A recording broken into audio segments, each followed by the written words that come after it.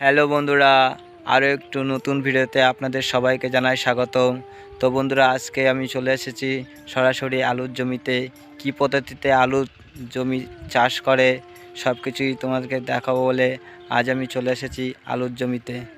তো দেখতেই পাচ্ছেন এখানে চাষের জমিটা খুব সুন্দর করে চাষ দিয়ে নেওয়া হয়েছে।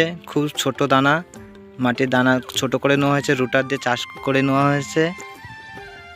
দেখা যাক এবারটা এই জমিতে কি কি সার দেওয়া হয়েছে। চলুন দাদা, আপনি এই জমিতে কি কি সার দিয়েছেন?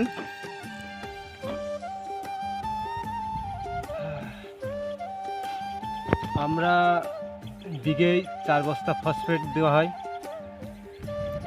1 বস্তা পটাশ, 1 বস্তা অ্যামোনিয়া ও 4 কেজি হাইজিং ও 4 কেজি অনুখাদ্য দিয়ে আমরা জমিটাকে ভালো করে রুটার দিয়ে চাষ দেওয়া হয়।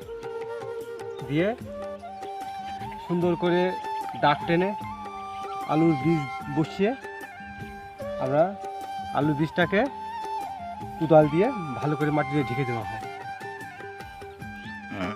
তো বন্ধুরা, বড় বড় আলুর বীজগুলো এইভাবে ছোট ছোট করে বীজ কেটে নিতে হবে। খেয়াল করতে হবে যেন এই চোখগুলো বাদ না যায়, কারণ প্রত্যেক খণ্ডতে যেন একটা করে চোখ থাকে। এই চোখ থেকে কিন্তু বন্ধুরা চারা বের হয়। তাই বন্ধুরা খেয়াল করবেন প্রত্যেক বীজের জন্য এরকম একটা করে চোখ থাকে। এই চোখ বাদ গেলে কিন্তু হবে না। তো বন্ধুরা, আগের থেকে আলুর জমিতে সমস্ত রাসায়নিক সার ব্যবহার করেছে। তারপরে এইদিকে দেখতে পাচ্ছ বন্ধুরা, আলু লাগাচ্ছে। ওইদিকে দেখতে পাচ্ছ বন্ধুরা, এখন আলুর পিলি টেনে নেওয়া হচ্ছে এই যে, আর এইদিকে বীজ লাগানো হচ্ছে। তো বন্ধুরা চলুন দেখা যাক জমিতে আলু পোকামাকড় যাতে না লাগে তার জন্য কি কীটনাশক ব্যবহার করেছে। দাদা, পোকামাকড় লাগবে না তার জন্য কি কীটনাশক ব্যবহার করেছেন? এক এক জায়গায় এক এক রকম কীটনাশক ব্যবহার করা হয়, কিন্তু আমার এই জমিতে আমি ক্লোরোগার্ড ব্যবহার করা হয়। ক্লোরোগার্ড? হ্যাঁ। ক্লোরোগার্ড কতটুক দিয়েছেন? এটা বিঘে প্রতি 500 গ্রাম করে দেওয়া হয়। আমার আপাতত 10 কাঠা জমি, ওই জন্য আমি 250 গ্রাম ক্লোরোগার্ড ব্যবহার করি। ও, 250 গ্রাম ব্যবহার করেছেন, তাই তো?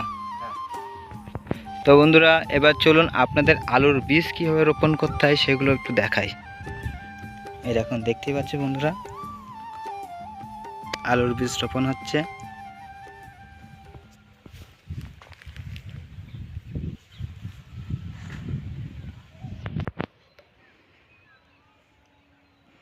তো বন্ধুরা দেখতে পাচ্ছ এই যে আলুর বীজ রোপণ চলছে।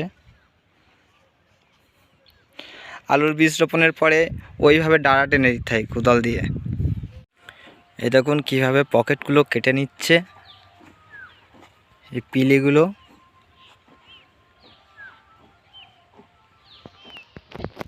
তো বন্ধুরা এই দেখো, এইভাবে দাগ টেনে দিয়ে এই দেখো সব এই দাগের মিডিল দিয়ে বীজ পুঁতে নিতে হবে। এই যে দেখতে পাচ্ছ বন্ধুরা, আর এই বীজ পুঁতার পরে বন্ধুরা এইভাবে দাঁড়া টেনে নিতে হবে।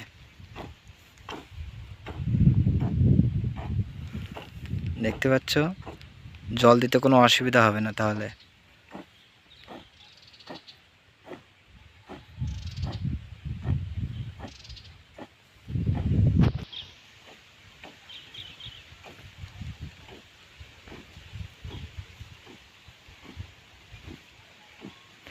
এইভাবে সমস্ত পকেটগুলো টেনে নিতে হবে।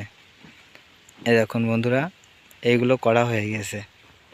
এগুলো সব এইটা হচ্ছে দৌড়নালা। এই দেখো বন্ধুরা, এক পাশের আলু ঢাকতে দুই পাশের মাটি টেনে দিতে হয়। দেখতে পাচ্ছ বন্ধুরা, আর আলু লাগানোর পরে যে দৃশ্যটা দেখুন বন্ধুরা, এই যে এমন লাগে।